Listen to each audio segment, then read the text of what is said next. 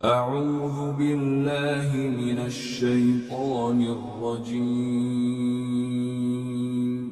بسم الله الرحمن الرحيم. سورة آل عمران آیت نمبر 95. قل صدق الله فاتبعوا ملة إبراهيم حنيفا وما كان من المشركين.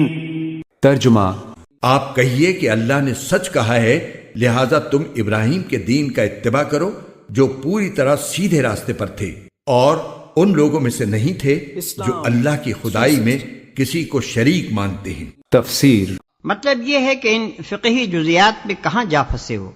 دین کی جڑ تو اللہ واحد کی بندگی ہے جسے تم نے چھوڑ دیا اور شرک کی علائشوں میں مبتلا ہو گئے. اب بحث کرتے ہو فقہی مسائل میں، حالانکہ یہ وہ مسائل ہیں جو اصل ملت ابراہیمی سے ہٹ جانے کے بعد انحطاط کی طویل صدیوں میں تمہارے علماء کی مشگافیوں سے پیدا ہوئے ہیں. آیت نمبر 96. إن أول بيت وضع للناس للذي ببكة مباركا وهدى للعالمين. ترجمہ: حقیقت یہ ہے کہ سب سے پہلا گھر جو لوگوں کی عبادت کے لیے بنایا گیا یقینی طور پر وہ ہے جو مکے میں واقع ہے اور بنانے کے وقت ہی سے برکتوں والا اور دنیا جہان کے لوگوں کے لیے ہدایت کا سامان ہے. تفسیر: یہ یہودیوں کے ایک اور اعتراض کا جواب ہے. ان کا کہنا تھا کہ بنی اسرائیل کے تمام انبیاء کرام بیت المقدس کو اپنا قبلہ قرار دیتے آئے ہیں، مسلمانوں نے اسے چھوڑ کر مکے کے کعبے کو کیوں قبلہ بنا لیا؟ آیت نے جواب یہ دیا ہے کہ کعبہ تو بیت المقدس کی تعمیر سے بہت پہلے وجود میں آ چکا تھا اور وہ حضرت ابراہیم علیہ السلام کی نشانی ہے، لہٰذا اسے پھر سے قبلہ اور مقدس عبادت گاہ بنانا ہرگز قابل اعتراض نہیں. آیت نمبر 97. فيه آيات بينات مقام إبراهيم ومن دخله كان آمنا ولله على الناس حج البيت من استطاع إليه سبيلا ومن كفر فإن الله غني عن العالمين.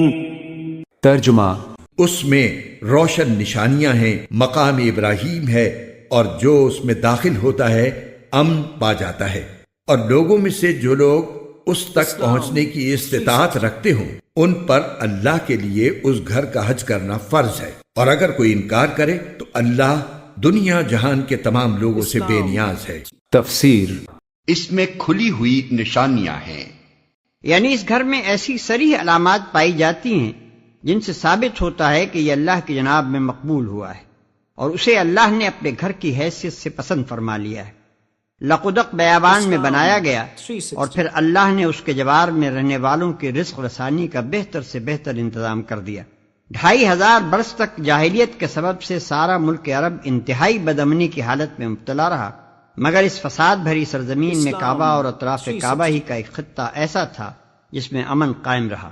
بلکہ اسی کعبہ کی یہ برکت تھی کہ سال بھر میں 4 مہینے کے لیے پورے ملک کو اس کی بدولت امن میسر آ جاتا. پھر ابھی نصف صدی پہلے ہی سب دیکھ چکے تھے کہ ابراہ نے جب کعبے کی تخریب کے لیے مکے پر حملہ کیا تو اس کی فوج کس طرح قہر الہی کی شکار ہوئی. اس واقعے سے اس وقت عرب کا بچہ بچہ واقف تھا اور اس کے چشمدید شاہد ان آیات کے نزول کے وقت موجود تھے. جو اس میں داخل ہوا مامون ہو گیا. جاہلیت کے تاریک دور میں بھی اس گھر کا یہ احترام تھا کہ خون کے پیاسے دشمن ایک دوسرے کو وہاں دیکھتے تھے اور ایک کو دوسرے پر ہاتھ ڈالنے کی جرت نہ ہوتی تھی. آیت نمبر 98. قل يا أهل الكتاب لم تكفرون بآيات الله والله شهيد على ما تعملون. ترجمہ: کہہ دو کہ اے اہل کتاب، اللہ کی آیتوں کا کیوں انکار کرتے ہو؟ جو کچھ تم کرتے ہو اللہ اس سب کا گواہ ہے. تفسیر: اب آخری یہ آیات ہے، بڑا ہی انداز جو ہے جھنجھوڑنے کا. قل یا اہل الکتاب لم تکفرون بآیات اللہ، کیوں اللہ کی آیات کا انکار کر رہے ہو؟ واللہ شہید علی ما تعملون، اور جبکہ جو کچھ تم کر رہے ہو اللہ اسے دیکھ رہا ہے. آیت نمبر 99.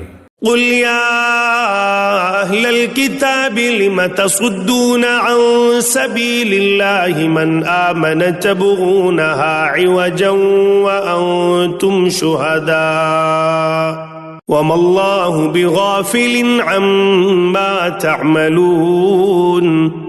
ترجمہ.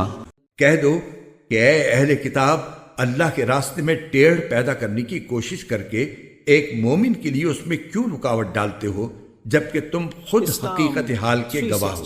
جو کچھ تم کر رہے ہو اللہ اس سے غافل نہیں ہے. تفسیر.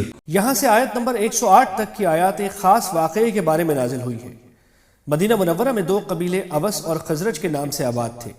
اسلام سے پہلے ان کے درمیان سخت دشمنی تھی اور دونوں میں وقتاً فوقتاً جنگیں ہوتی رہتی تھیں جو بعض اوقات سالہ سال جاری رہتی تھی. جب ان قبیلوں کے لوگ مسلمان ہو گئے تو اسلام کی برکت سے ان کی دشمنی ختم ہو گئی اور اسلام کے دامن میں آ کر وہ شیر و شکر ہو کر رہنے لگے.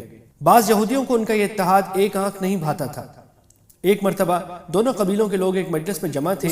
ایک یہودی شماس بن قیس نے ان کے پیار محبت کا یہ منظر دیکھا تو اس سے نہ رہا گیا اور اس نے ان کے درمیان پھوٹ ڈالنے کے لیے یہ ترکیب کی کہ ایک شخص سے کہا کہ اس مجلس میں وہ اشعار سنا دو جو زمانہ جاہلیت میں اوس اور خزرج کے شاعروں نے ایک لمبی جنگ کے دوران ایک دوسرے کے خلاف کہے تھے. اس شخص نے وہ اشعار سنانے شروع کر دیے. نتیجہ یہ ہوا کہ ان اشعار سے پرانی باتیں تازہ ہو گئیں. شروع میں دونوں قبیلوں کے لوگوں میں زبانی تکرار ہوئی، پھر بات بڑھ گئی اور آپس میں نئے سرے سے جنگ کی تاریخ اور وقت مقرر ہونے لگا. حضرت صلی اللہ علیہ وسلم کو علم ہوا تو آپ کو سخت صدمہ ہوا. آپ ان کے پاس تشریف لے گئے اور انہیں تنبیہ فرمائی کہ یہ سب شیطانی حرکت تھی. بالآخر آپ کے سمجھانے سے یہ فتنہ ختم ہوا. ان آیتوں میں اللہ تعالیٰ نے پہلے تو یہودیوں سے خطاب کر کے فرمایا ہے کہ اول تو تم کو خود ایمان لانا چاہیے اور اگر خود اس سعادت سے محروم ہو تو کم از کم ان لوگوں کے راستے میں رکاوٹ تو نہ ڈالو جو ایمان لا چکے ہیں. اس کے بعد بڑے مؤثر انداز میں مسلمانوں کو نصیحت فرمائی ہے اور آخر میں باہمی جھگڑوں سے بچنے کا علاج یہ بتایا ہے کہ اپنے آپ کو دین کی تبلیغ و دعوت میں مصروف کر لو تو اس سے اشاعت اسلام کے علاوہ یکجہتی بھی پیدا ہوگی. آیت نمبر 100. يا أيها الذين آمنوا إن تطيعوا فريقا من الذين أوتوا الكتاب يردوكم بعد إيمانكم كافرين. ترجمہ. اے ایمان والو، اگر تم اہل کتاب کے ایک گروہ کی بات مان لو گے تو وہ تمہارے ایمان لانے کے بعد تم کو دوبارہ کافر بنا کر چھوڑیں گے. تفسیر. لیکن ان تمام سازشوں کے جواب میں اہل ایمان سے کہا گیا یا ایھا الذین آمنوا ان تطیعوا فریقا من الذین اوتوا الکتاب یردوکم بعد ایمانکم کافرین. اے وہ لوگوں جو ایمان لائے ہو، اگر ان اہل کتاب کے ان کسی گروہ کی تم پیروی کرو گے تو یہ تمہیں لازماً لوٹا کر لے جائیں گے تمہارے ایمان کے بعد، پھر تمہیں کفر کی حالت میں لے جائیں گے. آیت نمبر 101. وَكَيْفَ تَكْفُرُونَ وَأَنْتُمْ تُتْلَى عَلَيْكُمْ آيَاتُ اللَّهِ وَفِيكُمْ رَسُولُهُ وَمَنْ يَعْتَصِمْ بِاللَّهِ فَقَدْ هُدِيَ إِلَى صِرَاطٍ مُسْتَقِيمٍ. ترجمہ. اور تم کیسے کفر اپناؤ گے جبکہ اللہ کی آیتیں تمہارے سامنے تلاوت کی جاتی ہیں اور اس کا رسول تمہارے درمیان موجود ہے. اور اللہ کی سنت یہ ہے کہ جو شخص اللہ کا سہارا مضبوطی سے تھام لے وہ سیدھے راستے تک پہنچا دیا جاتا ہے. تفسیر. وَكَيْفَ تَكْفُرُونَ، اور سوچو تو صحیح کیسے کفر کرو گے، کیسے اس راستے پر جاؤ گے. وَأَنْتُمْ تُتْلَى عَلَيْكُمْ آيَاتُ اللَّهِ، جبکہ تم پر اللہ کی آیات پڑھ کر سنائی جا رہی ہیں. وَفِيكُمْ رَسُولُهُ، اور تمہارے اندر اس کا رسول موجود ہے بنفس نفیس. وَمَنْ يَعْتَصِمْ بِاللَّهِ فَقَدْ هُدِيَ إِلَى صِرَاطٍ مُسْتَقِيمٍ، اور جو اللہ سے چمٹ جائے اس کی ہدایت ہو گئی ہے صراط مستقیم کی طرف. اللہم ربنا اجعلنا منہم، اللہم ربنا اجعلنا منہم، آمین یا رب العالمین. آیت نمبر 102. يا أيها الذين آمنوا اتقوا الله حق تقاته ولا تموتن إلا وأنتم مسلمون. ترجمہ.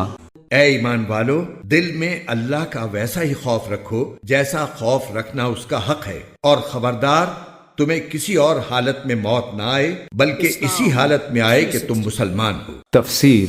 یعنی مرتے دم تک اللہ کی فرما برداری اور وفاداری پر قائم رہو.